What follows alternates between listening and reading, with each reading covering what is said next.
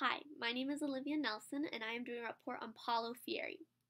Paulo Freire is known to be one of the most influential educators of the 20th century. He spent most of his life trying to end worldwide illiteracy and the oppression of the uneducated. Most of his theories and ideologies are on the earth today. Paulo Freire was born in Recife, Brazil on September 19, 1921. This was actually during the Great Depression, and his father died, so they grew up in poverty. In his later years, he's attended the University of Recife in 1943. Then, once graduated, he became a secondary school teacher. There he met his wife, Elza Maia Costa de Oliveira. He spent many years working on different educational projects, which included working for United Nations, Harvard, etc. After this, his wife actually passed away, and then he was remarried in 1986 to Ana Maria Arroyo. Then he passed away in 1997. So as we know, Paulo Freire grew up in poverty, and this actually gave him great insight for his future educational standpoints. And actually, while he was teaching in the high school, he was placed in charge of eradicating adult illiteracy in that area. During this time, he also began to embrace a very non-orthodox form of education. This includes a term which he actually coined, and is not a real word. It's not in any dictionaries I could find, but it's called conscientization. It's a process by which the learner advances towards taking action against the oppressors of society. He also changed around liberation theology, which was a very Christian-based, Bible-oriented theory, but he just took that part out, and now it became the theme of liberation from the oppression, whether color, sex, wealth, or political standings. And he actually has a great quote in his book, Pedagogy of the Oppressed, which is one of his most famous works. It's often quoted. But its freedom is acquired by conquest, not by gift. It must be pursued constantly and responsibly. Freedom is not an ideal located outside of the man, nor is it an idea which becomes myth. It is rather the indispensable condition for the quest for human completion. He was given the opportunity while he was working at the high school to implement his theories. He got to work with a group of 300 sugarcane workers that were all illiterate, and he taught them to read in just 45 days. This made the government take notice, but unfortunately there was a coup d'etat and the government was overthrown. This happened in 1964, and Paulo was imprisoned as a traitor because his theories didn't go with the new regime. This was for 70 days. Then he was exiled to Bolivia, after which he moved to Chile. There he began working for the United Nations School of Political Science. Paulo Freire doesn't just have the book Pedagogy of the Oppressed published. That is just his most famous work. He also has Teachers as Cultural Workers, Letters to Those Who Teach, Pedagogy of Hope, many other titles, all very highly quoted in the educational world.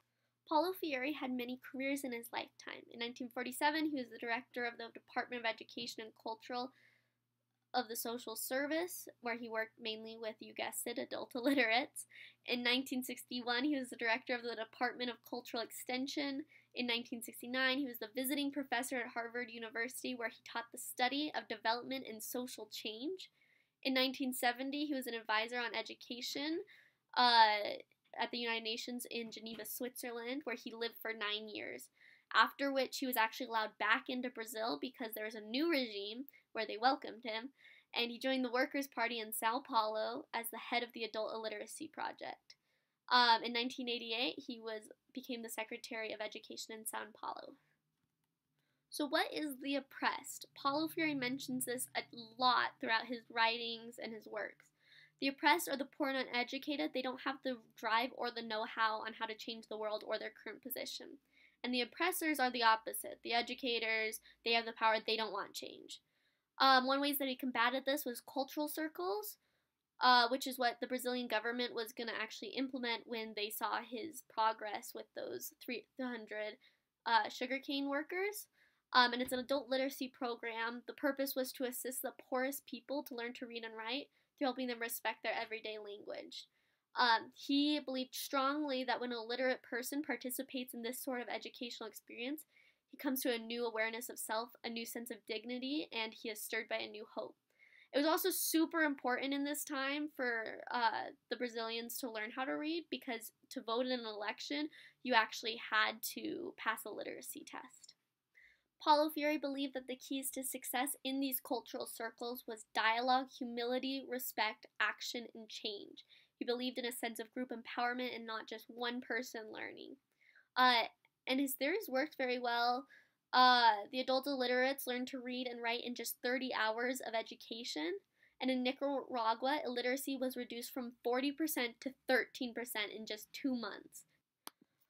Paulo Freire was a strong believer that no matter how ignorant a person was, he could still look critically at the world around him.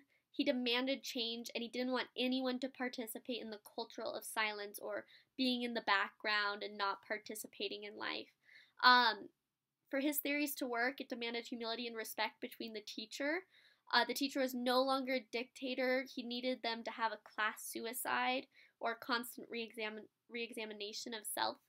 And there needed to be a constant level of respect and trust between teacher, pupil, and fellow students. This is a quote from his book, Teachers as Cultural Workers, and I hope you read it. It's very good. Paulo Freire had some major theories. Some of them included anti-banking, or just knowledge being bestowed upon the student from the teacher, that being a one-way street. That is not the way education should be, he believed. He believed in praxis, or action, practice, and reflection, not just talking about things, but experiencing them.